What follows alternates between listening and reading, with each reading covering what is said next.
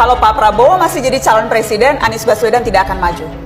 Tapi kalau Pak Prabowo tidak nyapres, mungkin saja lain. Dan saya tahu persis bahwa Pak Prabowo memang akan menjadi calon presiden. Jadi saya sampaikan pada semua bahwa calon adalah Pak Prabowo. Karena itu, jangan memikirkan tentang nama-nama lain. Dan jangan harap saya menyatakan bersedia, apalagi menjadi poros ketiga.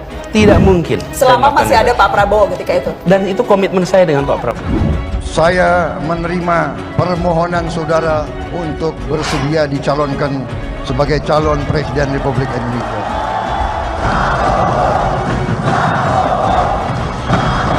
Dan pada semua saya katakan, saya tidak ingin menjadi bagian dari orang-orang yang mengkhianati Pak Prabowo.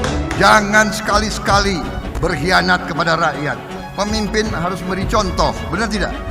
Ini dicari Nasdem adalah yang terbaik daripada yang baik-baik. Inilah kenapa akhirnya Nasdem melihat seorang sosok Anies Rashid Baswedan. Bang Surya Paloh yang saya amat hormati, seluruh keluarga besar Nasdem yang saya banggakan. Bismillah, kami terima, kami siap jalan bersama.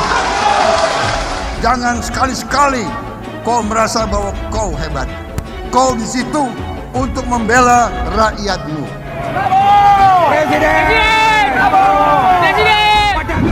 Sebuah pagi yang cerah, suasana Jakarta yang tenang, masa depan Indonesia yang insya Allah lebih cerah. Kita berkumpul di tempat ini yang insya Allah membuat babak baru untuk perjalanan Nasdem dan perjalanan Indonesia ke depan. Saya tidak ingin berkomentar karena posisinya masih kita dalam suasana duka. Ya. Tugas saya sekarang adalah menjawab setiap kata-kata dengan karya-karya. Semua kata-kata itu tidak akan saya jawab dengan kata-kata juga, karena saya akan menunjukkan lewat karya nantinya. Salam pembaharuan. Saudara, Anies berbohong. Dia khianati Prabowo. Dia telikung Prabowo. Dia tidak tahu berterima kasih. Dia tidak tahu balas budi. Seperti budaya bangsa Indonesia. Dia asal dari mana hingga tidak paham budaya bangsa Indonesia. Demikian cuitan salah seorang netizen mengenai viral video Anies Baswedan yang tidak akan berhadap-hadapan dengan Ketua Umum Partai Gerindra Prabowo Subianto sebagai bakal calon presiden karena tak mau berkhianat.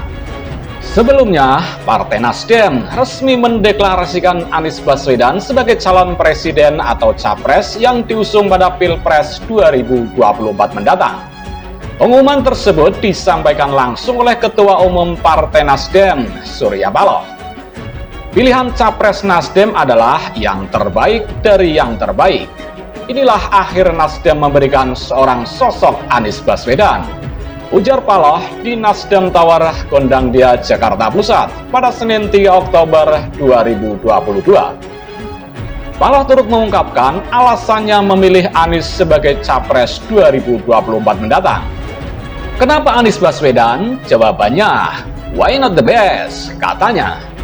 Dalam deklarasi ini, sejumlah elit Partai Nasdem tampak hadir langsung, diantaranya seperti Prananda Surya Paloh, Rahmat Gobel, Syahrul Yassin Limpo, hingga Ahmad Syahroni.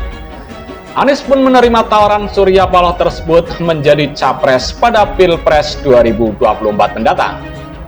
Kami siap calon presiden, dengan mohon ridha Allah dan seluruh kerendahan hati, kami terima demi bangsa Indonesia, ujar Anies. Anies menyatakan dirinya menerima ajakan Nasdem usai mendengar pikiran yang disampaikan oleh Paloh perihal bangsa Indonesia. Dia mengatakan dirinya diajak Paloh untuk memperbaiki permasalahan Indonesia sekaligus meneruskan apa-apa saja yang belum dikerjakan.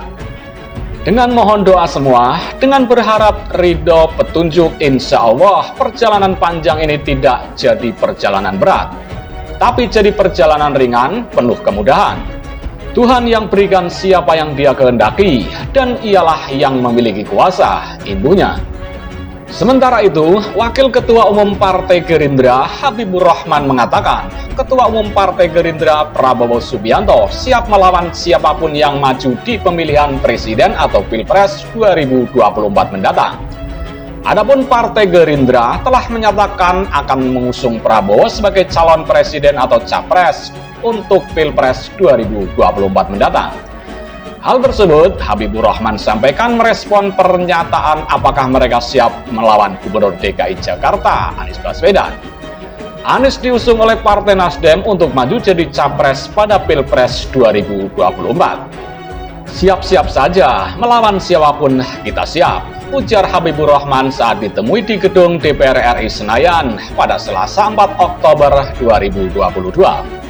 Habibur Rahman menjelaskan, Gerindra siap berkompetisi secara sehat dan bukan untuk saling menjatuhkan. Dia menyebut Gerindra akan berkampanye dengan baik dan penuh kegembiraan. Bagaimana melakukan hal-hal yang terbaik, kampanye dengan cara-cara yang baik, dengan penuh kegembiraan, sehingga kita tidak saling menegasikan, tuturnya. Pakar komunikasi politik Effendi Ghazali turut mengomentari langkah Partai Nasdem yang mendeklarasikan dukungan kepada Anies Baswedan sebagai Capres 2024. Menurut Effendi, apa yang dilakukan Nasdem ini merupakan langkah yang berani, mengingat waktu kontestasi pemilihan umum 2024 masih cukup lama. Effendi menilai, dengan mendeklarasikan Anies sebagai Capres 2024, maka Nasdem dinilai telah terang-terangan mengambil posisi yang bertentangan dengan Jokowi dan pemerintahan saat ini.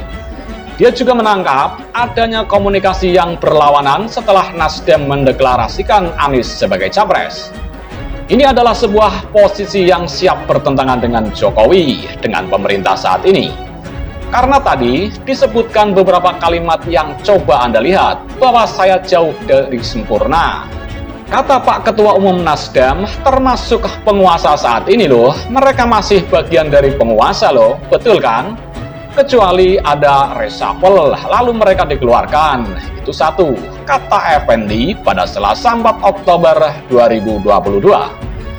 Effendi juga menangkap adanya sikap yang berlawanan dari Jokowi pada saat orang nomor 1 di Republik ini menolak mengomentari dukungan dari Nasdem ke Anies Baswedan karena masih dalam suasana duka.